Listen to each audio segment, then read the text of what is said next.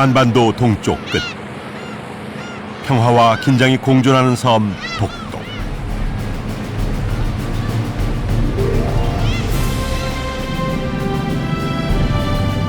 이곳에선 지금도 침탈에 맞서 우리 땅을 지켜냈던 천년 역사의 외침이 울려 퍼진다.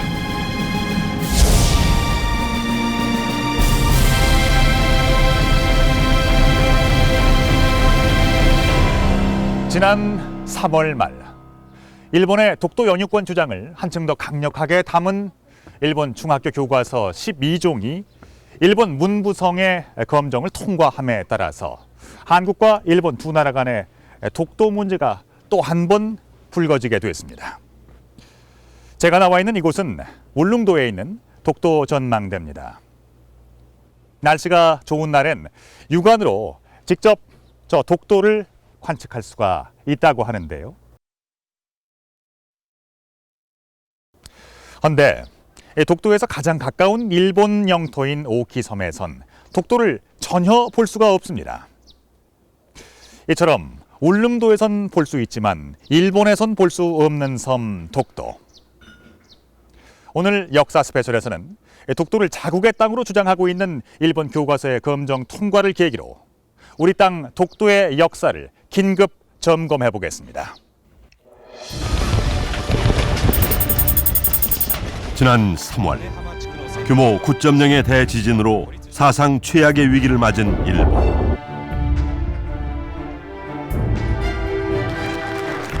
그러나 일본은 이 와중에도 독도에 대한 야욕을 멈추지 않았다. 3월 말 일본 문부과학성은 독도 영유권 주장을 기술한 중학교 사회교과서 12종의 검정을 통과시켰다.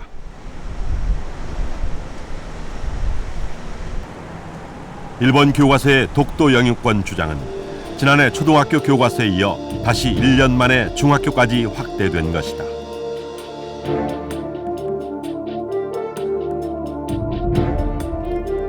이번에 검정을 통과한 사회과 교과서들은 내년 4월부터 일선 학교에서 사용하게 된다. 개정된 교과서들은 지도에 독도를 다케시마로 표기하고 일본 영토에 포함시키고 있다.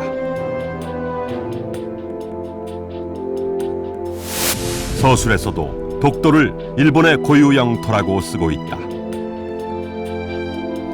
역사 1종을 비롯해 국민 지리 과목은 100% 독도 영유권을 주장하고 있다.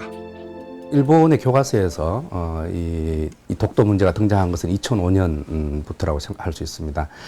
그런데 이 문제가 점차로 기술하는 범위도 넓어지고 그리고 내용도 점점 더 개혁되었습니다. 영유권 주장을 넘어 한국이 불법 점거하고 있다고 기술한 교과서가 대폭 늘어났으며 심지어 에도 시대부터 독도를 확보했다는 터무니없는 내용도 눈에 띈다. 국제법 위반을 거론하며 국제사법재판소 회부를 주장하는 실정이다. 제작진은 일본 문부성에 교과서 개정 대비표를 긴급 입수, 실태 확인에 나섰다. 시미즈 서원의 경우 애초 일본의 고유 영토론만 언급했으나 문부성은 17세기 영유론과 한국 불법 점거 표현을 추가할 것을 지시했다. 제유시아는 이웃 국가를 한국으로 바꾸는 조건으로 통과됐다.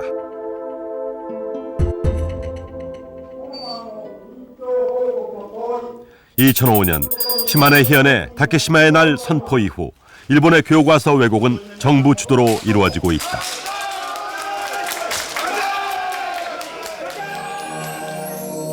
이번 개정도 2008년 신학습지도 요령 해설서에 따른 결과물이다.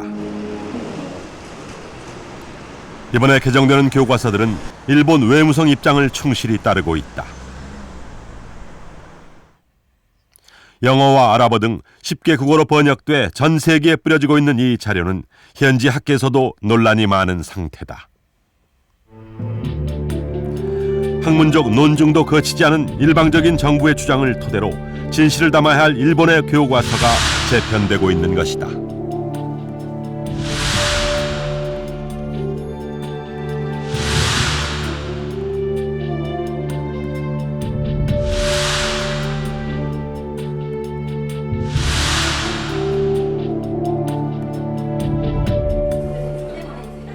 일방적인 정부 주도의 역사 왜곡에 일본의 양심적 학자와 단체들 역시 반발하고 있다. 教科書を子どもたちに渡してはならないということで後半に 지난 4월 29일 요코하마에서 열린 교과서 개정 반대 모임은 이번에 검정을 통과한 교과서들을 위험한 교과서로 규정했다. や研究者などが 이들은 교과서를 정치운동의 장으로 변질시키고 있으며 전쟁과 식민지 지배를 미화하는 천황 중심의 역사관이 아시아의 평화를 위협하는 것이라며 강력히 반발하고 나섰다. この人に勧められた竹島独島問題っていうのがその日本の韓国併合植民地化の過程で起こった歴史の問題だってことを全く無視してるわけですね。でそのことを私たちが指摘して中学生に敵外心を持たせるような内容は近隣諸国との友好や平和構築にとって迫害あって一理なしと言えるというふうに指摘をして 시대를 역행하는 위험한 교과서. 일본은 지금 청소년들의 가슴에 독도와 증오심을 새겨넣고 있다.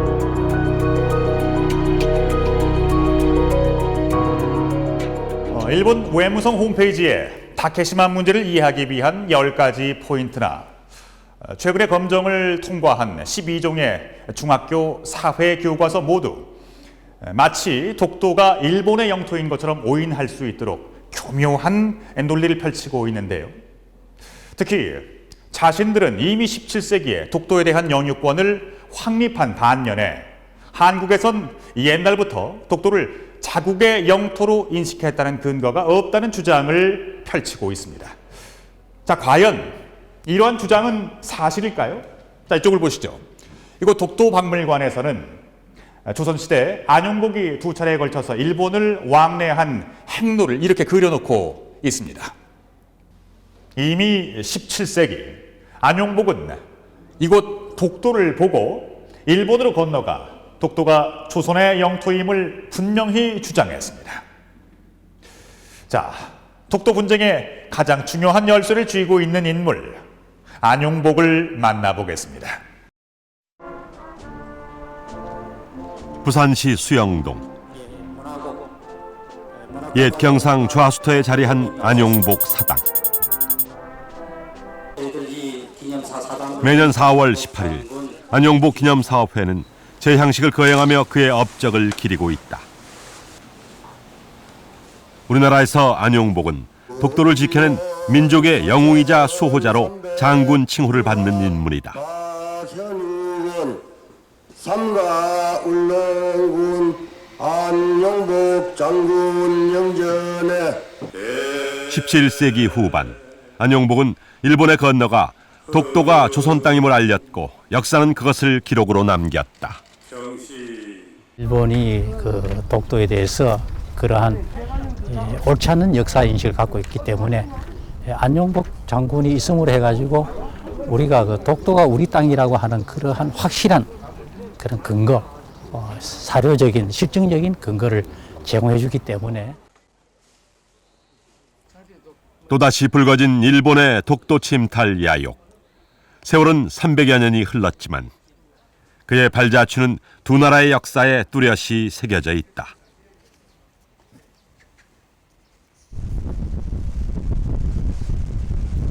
일본 남서부 해안가에 위치한 시마네 현. 지난 2005년 다케시마의 날 조례안을 통과시킨 이곳 현청은 청사 앞에 첨단 광고판을 설치하고 독도 영유권을 주장하고 있다.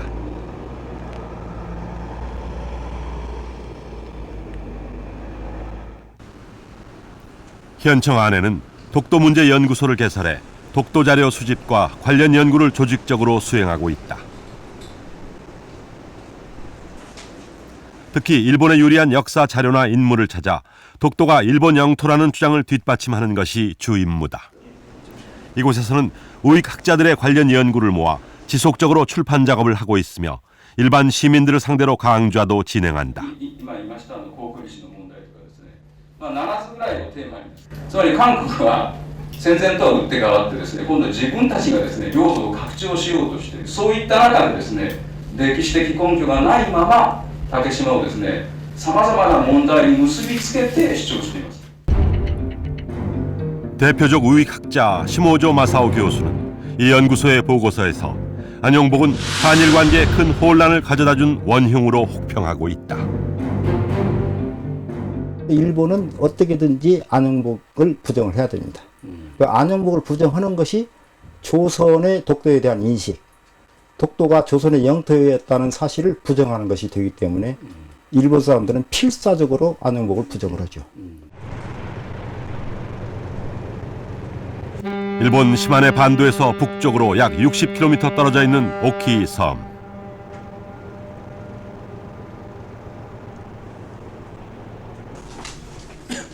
독도는 160여 킬로미터 떨어져 있지만 일본에서 독도와 가장 인접해 있는 곳이다.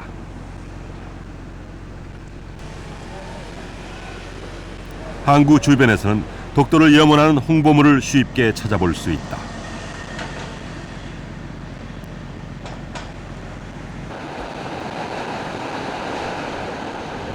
(300여 년 전) 안용복 일행 11명이 배를 타고 이곳 해안에 도착했다.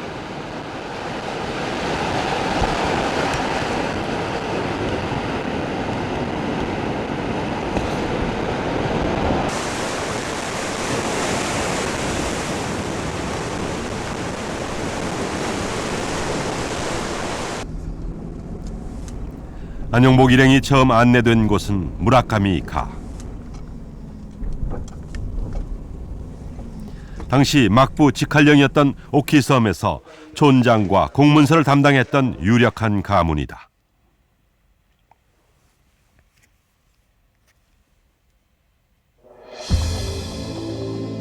지난 2005년 이곳에서 발견된 한 문서는 당시 상황을 생생하게 묘사하고 있다. 바로 안용복을 취조한 문서다. 安流福事件に関してはこれまで朝鮮王朝実録の中の安流福の証言だけに頼って、考えてきましたけれども、今回の村上家文書はその安流福証言を客観的に検証することができる資料だという意味で、価値があると思います。 이 문서에 의하면 안용복은 일본 관리들 앞에 조선 팔도 지도를 꺼내 보이며 강원도에 울릉도와 독도가 속했음을 알렸다. 당시 일본은 울릉도를 죽도로, 독도를 소홍도로 부르고 있었다. だけど一番重要なのはやはり安流福が示した朝鮮八道の図という文です。でその中に関温道に竹島そして松島があるということをはっきりと記録に明記しているんですね。ですから安流福はもちろん認識をしていたということですし、でこれを幕府の役人に大官所の役人に記録をさせたという意味は極めて大きい。だからこの安流福問題というか竹島問題の画期的な意味っていうのはそこにあると思いますね。 당시 이 문서는 안용복이 독도를 자산도라 불렀다고 기록했는데 이것은 일본의 억측을 깨는 또 하나의 단서가 됐다. 바로 우산도의 정체다. 그동안 일본은 우산도가 독도라는 우리나라의 주장을 인정하고 있지 않았다. 그러나 안용복이 오키를 거쳐 찾아간 도토리번은 우산도가 지금의 독도를 가리키는 말임을 분명하게 기록하고 있었다. 도토리번의 공식 문서 이나바지는 안용복 이름의 친필 필담을 그대로 옮겨 적고 있을 만큼 당시 상황을 세밀하게 묘사하고 있다.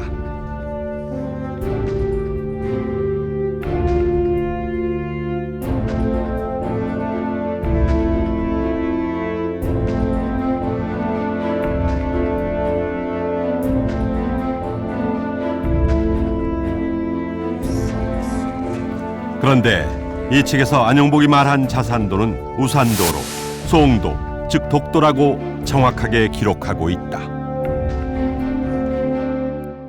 茶山道っていう名前は、朝鮮王朝側の文献にはなかなか出てこないんですけれど、安流福が言ってる茶山道はいわゆる雨山道と一致すると見ていいと思います。でそれは最終的には現在の独島と一致するということも言えると思います。 안용복이 말한 자산도는 바로 우산도를 뜻하는 말이며 우산도와 독도가 다른 섬이라는 일본 측 주장은 단번에 무너졌다. 당시 안용복은 타고 온 배 깃발에 조울양도 감세장 신안동지 기라는 글귀를 새겨 넣었는데 여기에서 조울양도란 조선 울릉도의 두 섬, 즉 울릉도와 독도를 의미하며 안용복은 이 두 섬의 세금 징수를 담당하고 관리한다는 의미다.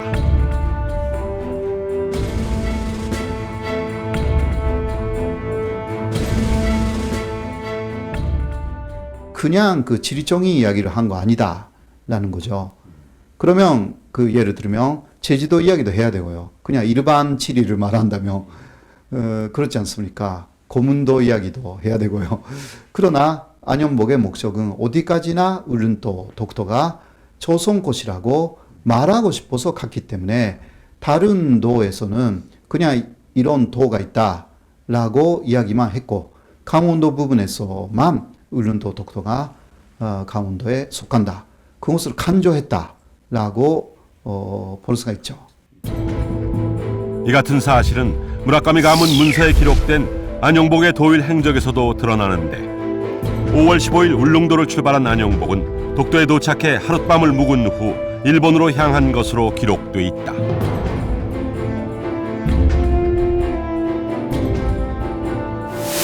안용복은 그때 조선과 울릉도, 독도 사이의 거리를 구체적으로 언급하기도 했다.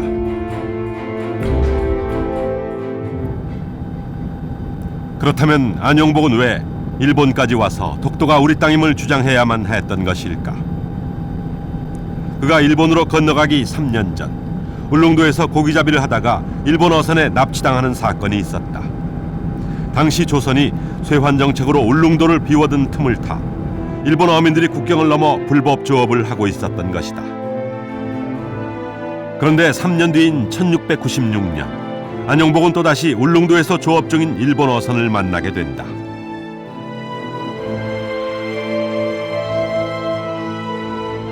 안용복이 울릉도는 본디 우리 땅인데 외인이 어찌 감히 경계를 넘어 침범하였는가라며 꾸짖자 일본 어민들은 자신들이 독도에 산다고 대답했다. 안용복은 배를 몰아 이들을 추격해 독도 역시 우리 땅임을 알리고 내쫓았다.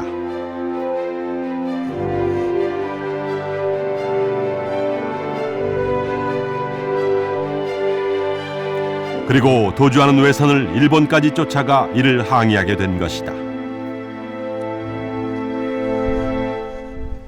그렇다면 울릉도에서 고기잡이를 하던 이들은 과연 누구였을까? 도토리번 요나고의 한 절에서 그 단서를 찾을 수 있었다.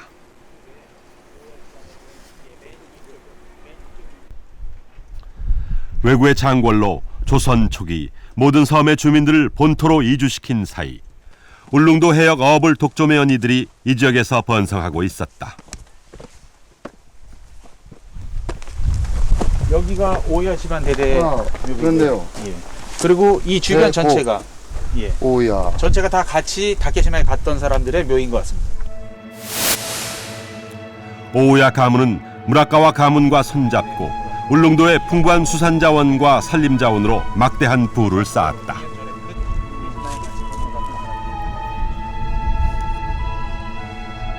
그리고 그 바다에 같이 갔던 사람들 한패들의 묘라는 얘기죠. 조선 땅 울릉도까지 이들의 출원은 어떻게 가능했을까? 요나고시 산인박물관. 요나고의 두 가문이 70여 년간 울릉도 출호가 가능했던 이유를 찾을 수 있었다.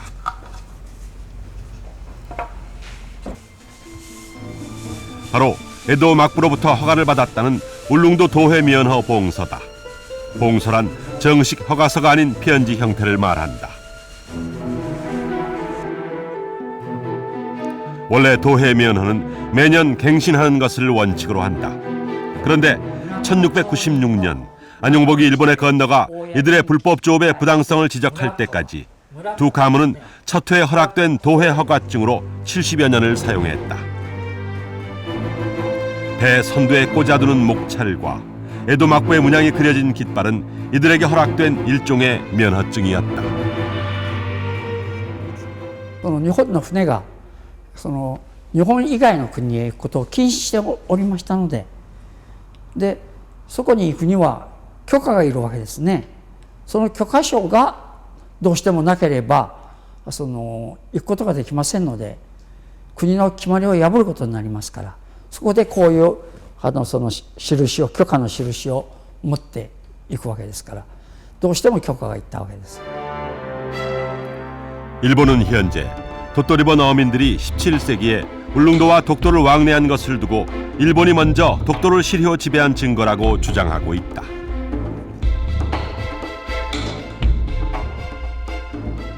그러나 이는 외국으로 건너가는 오늘날의 여권 성격이었으며 그나마도 뇌물로 얻어진 것이었다. 一番幕府が喜んだのはアワビです。そのアワビを献上しました。それから、幕府に対してですね、宇領島に生えているこの竹です。バンブーですね。竹の珍しい竹が生えておりましてね。 두 가문은 어업 독점을 위해 막대한 뇌물을 헌상하고 막부는 장군이 직접 입던 옷을 하사했다. 도회 면허를 위해 얼마나 많은 뇌물이 오갔는지 단적으로 알 수 있는 증거다. もし僕事件が起きなかったら、日本人の竹島都会事業がずっと継続して、日本領になっていたかもしれません。その可能性が非常に大きいと思います。それが安里福事件が起きたことによって、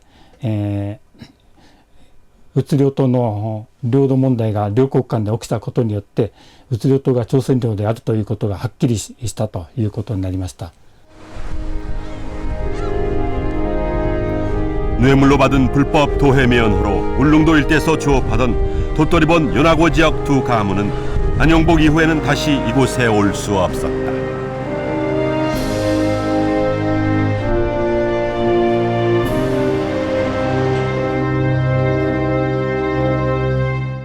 (1696년) 일본으로 건너가 독도가 조선의 땅임을 주장했던 안용복.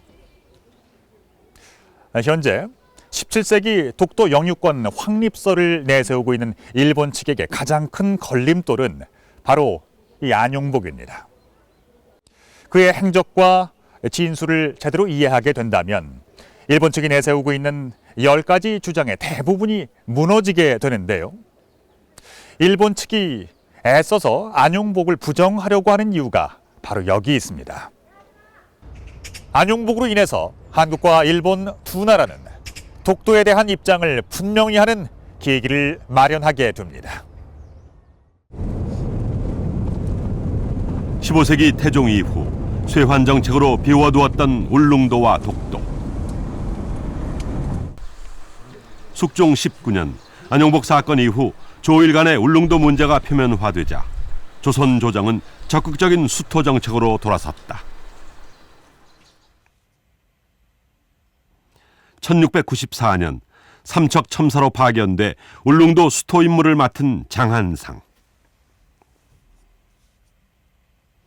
그는 150명의 대규모 인력을 동원해 울릉도와 독도 실정 파악에 나섰다.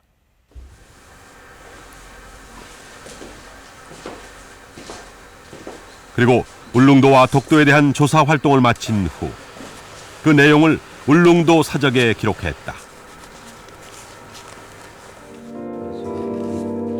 이때부터 법으로 정해 정기적인 수토사들을 파견하고 토산물을 채취해 조정에 바치도록 했다.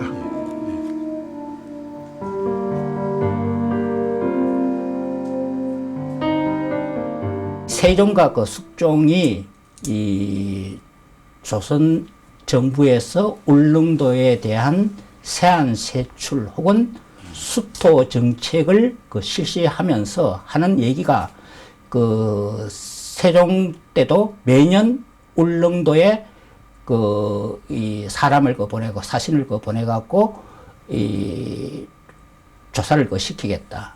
그걸로 하여금 일본으로 하여금 외로 하여금 이 조선의 땅임을 알리게 하겠다. 조선 조정은 울릉도와 독도 지역 수토를 위해 책임 관청을 두고 2, 3년에 한 번씩 울릉도와 독도를 관할하는 지방관을 파견했다. 대풍헌, 정부 관리가 바람을 기다리며 머물렀던 관청이 있던 자리다. 이곳은 곧 울릉도 독도 관할의 전진기지였던 것이다. 이때 이후로 제작된 지도에는 한결같이 우산도로 표기된 독도가 울릉도 동남쪽에 정확히 그려지기 시작했다.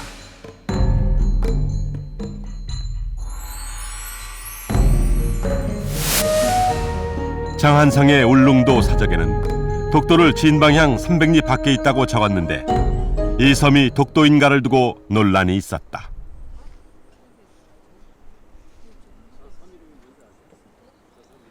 일본은 이 기록 속에 등장하는 섬이 독도가 아닌 울릉도의 인근 죽서도라고 주장하고 있다. 그러나 그거는 뭐 전혀 그 이치에 맞지 않는 일이죠. 우리 뭐 고 기록에 의해서 예를 들어 뭐 맑은 날이면 울릉도에서 독도가 잘 보인다. 서로 잘 바라볼 수 있다고 얘기한다면 지금 현재 보시는 이 죽도는 뭐 맑은 날이든 아니든 간에 뭐 아주 뭐 어두운 날에도 잘 보입니다. 어차피 확인할 수 있고 인지할 수 있으니까 우리 기록에서 얘기하는 것은 독도를 얘기하는 것이죠. 죽서도는 울릉도에서 불과 2km 거리. 날씨와 관계없이 언제나 볼 수 있지만 아득하게 보이는 거리에 위치한 섬은 87km 밖 독도 외에 없다.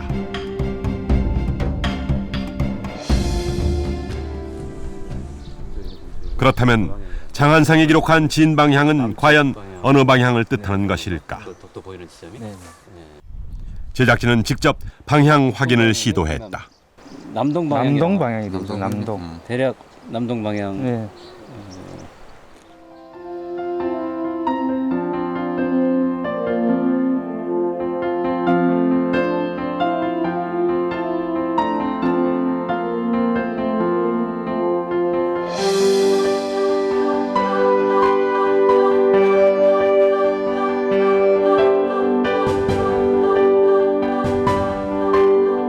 조선시대 나침반인 폐철에 의하면 죽서도는 인방향에 해당된다. 이로써 장한상의 기록 속 진방향 300여리에 있는 섬은 명백한 독도였음을 확인할 수 있었다. 저희가 조사를 하게 된 취지도 과연 역사 문헌 속에 나오는 그 울릉도에서 독도가 보인다는 사실이 과연 사실인가라는 것을 현대 과학으로 증명해보고자 했습니다. 그래서 실제 조사를 하니까 울릉도에서 독도가 보인다라는 그런 결론도 얻고 역사적 그러한 기록들이 맞다라는 결론을 얻게 되었습니다. 동북아 역사재단은 지난 2008년 7월부터 2009년 12월까지 1년 반 동안 울릉도에서 독도를 육안으로 관찰할 수 있는 지역을 조사했다. 기상 여건이 허락되는 날이면 1년에 40여일 가까이 울릉도에서 독도 관측이 가능했다. 이는 우산, 무릉은 날씨가 청명하면 가히 바라볼 수 있다는 세종실록 지리지의 내용과 정확히 일치한다. 울릉도와 독도는 결코 둘이 아닌 하나인 섬이었죠. 독도에서의 우리 어민들의 중요한 어뢰행위도 거기서 이루어지고 또 실질적으로 독도가 우리 생활 속에 있었다는 거죠.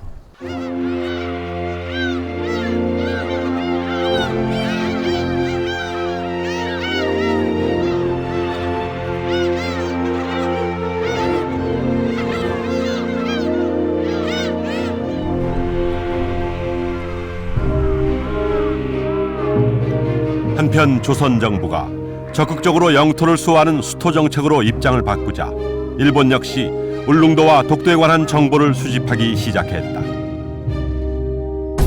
에도 막부는 먼저 도토리번에 울릉도의 영유권과 관련된 질문을 하달하자 도토리번은 곧 자신들의 관할이 아님을 답했다.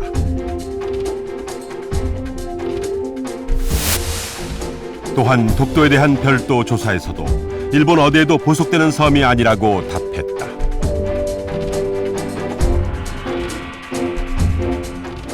まあ、江戸幕府が通った趣旨は、鳥取藩の領土ですかどうですか、鳥取藩の領地ですかどうですかということだったわけで、これについて鳥取藩としては、自分が支配している領地の中にはないという、こういう答えなんですね。で、そうしますと、結局鳥取藩領でないということは、日本領ではないということになりますから、松島については当時は日本領としては認識されていなかったという、こういうことに結果としてはなるというふうに思います。 17세기 일본 내 각 번의 지도를 모아 만든 에도 막부 공식 지도 어디에도 울릉도와 독도가 포함된 지도는 찾을 수 없다.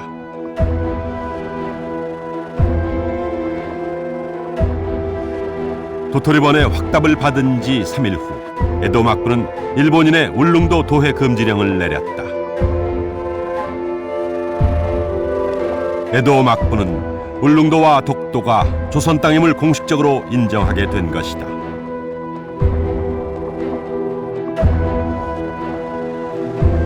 이로써 안용복 도일 이후 조선과 일본 양국 정부는 독도를 조선 땅으로 규정하게 된다.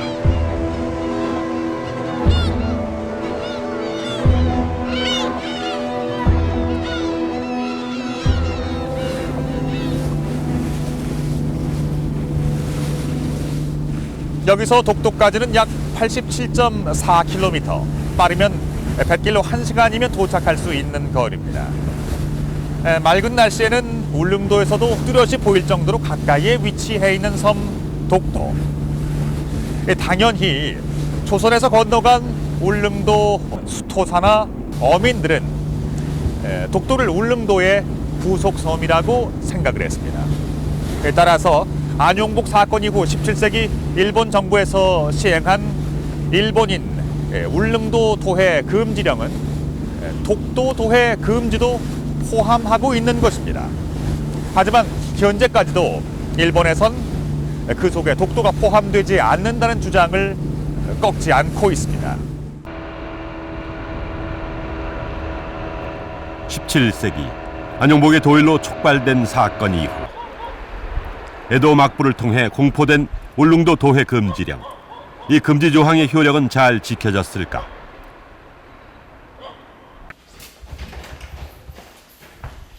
하마다시 향토 자료관엔 그 이후 상황을 알 수 있는 귀중한 자료가 남아있다.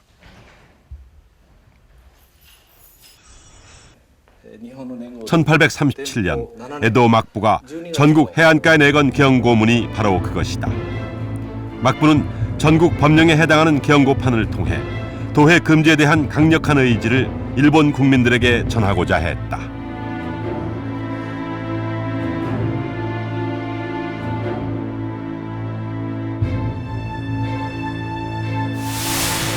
계기는 조선 땅 울릉도에 다녀왔다는 이유로 뱃사람 하치에몬이 처형되는 사건이었다.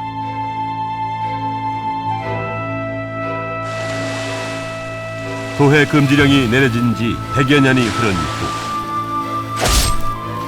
하치에몬은 독도에 간다는 핑계로 울릉도에 갔다가 처형됐다. 이를 두고 일본은 당시 도해 금지령에 독도는 포함되지 않았다고 주장한다.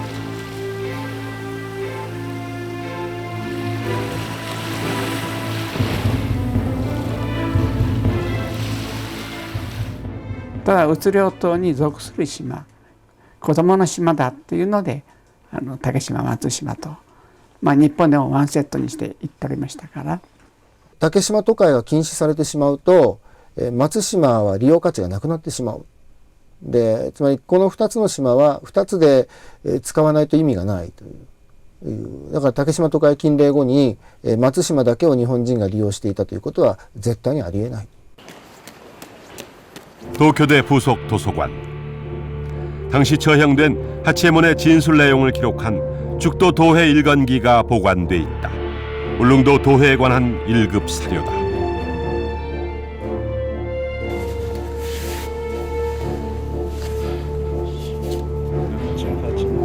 그의 재판 기록 끝부분에는 당시에 그려진 지도가 첨부돼 있다.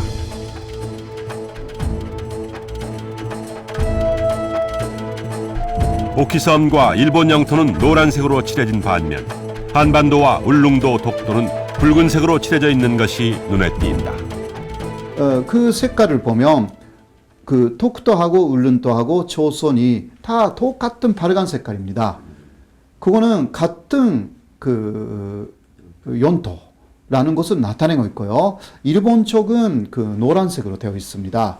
이것만 봐도 당시 에도마프는 확실하게 울릉도, 독도가 조선 것으로 그렇게 보고 있었다라는 증거가 되는 것입니다. 하치에몬 당시 일본인들은 이처럼 독도가 조선 땅임을 정확하게 인식하고 있었다.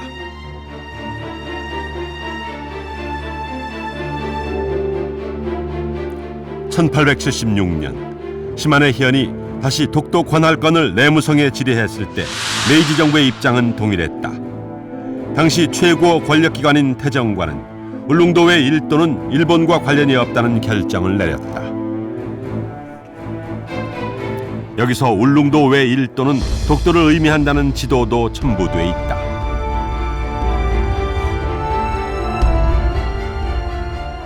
ですからまず1696年の竹島一件の結果、ね、幕府は竹島は日本のものじゃないと、これはっきりと朝鮮に返すということを言ってるわけですね。これが一つ。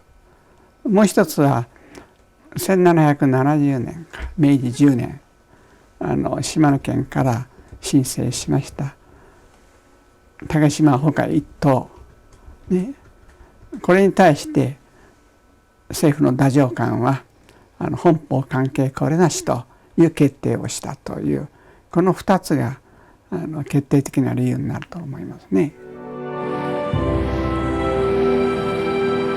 안용복 사건 이후 울릉도와 독도를 분명하게 인식한 조선 조정은 1894년 수토사를 사검관으로 임명하고 관리의 지위를 격상시켰다. 이 같은 수토 정책의 지위 승격은 1900년 대한제국 칙령 제41호 반포로 이어졌다.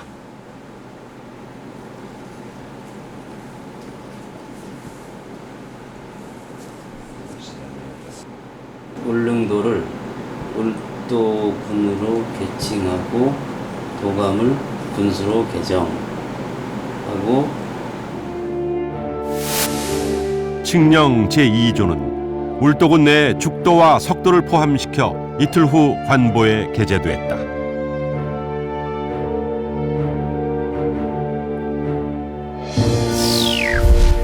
울도군 행정관할 하에 현재 울릉도 전체와 죽서도 그리고 독도까지 군도 개념으로 포함시킨 것이다. 칙령 안에 울릉도를 울도군으로 바꾸면서 편제를 격상시키면서 그 안에 석도를 관할하도록 분명하게 못을 받고 있기 때문에 법적으로 말하자면 그걸 관보에 게시해서 다 온 국민이 알게 했기 때문에 국제법적으로도 관보라는 것은 우리 국가 중앙정부에서 게시를 하는 거기 때문에 외국도 볼 수가 있는 거잖아요. 그래서 대외적으로도 대내적으로도 울릉도뿐만 아니라 독도가 우리나라 관할 구역이라는 것을 다 선포했다는 그런 의미에서 중요한 겁니다.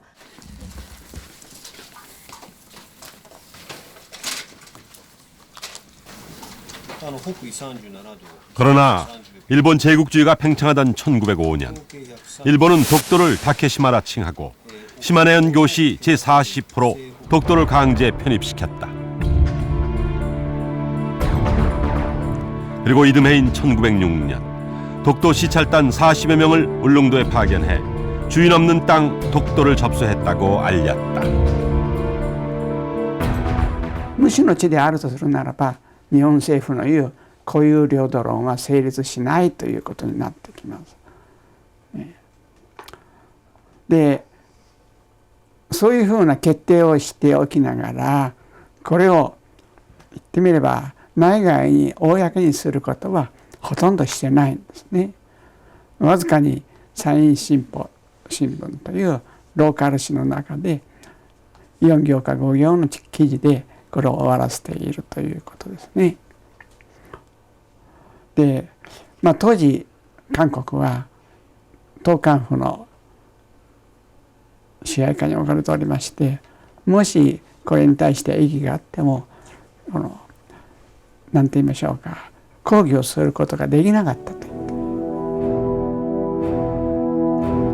다음 날 울도군 제3대 군수 심흥택은 곧바로 울도군 소속 독도가 침범당한 사실을 알렸지만 조선은 이미 외교권이 유명무실해진 상태였다.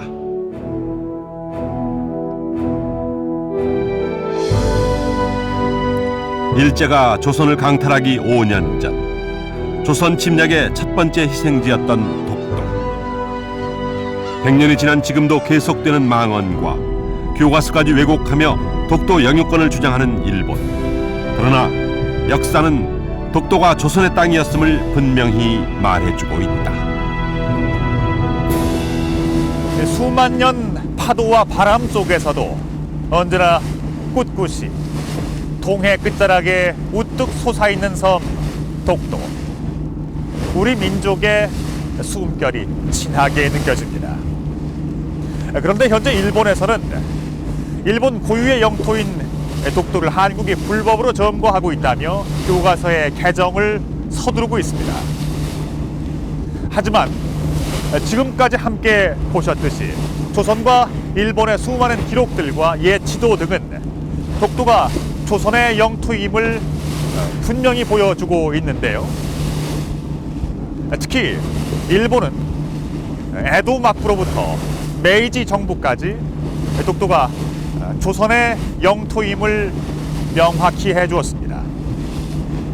무엇보다도 울릉도와 독도는 서로 마주 볼 수 있을 만큼 가까운 거리에 위치한 반면에 독도에서 가장 가까운 일본 영토인 오키섬에선 독도가 전혀 보이질 않습니다. 이처럼 독도 영유권 분쟁에 대한 해답은 자명합니다.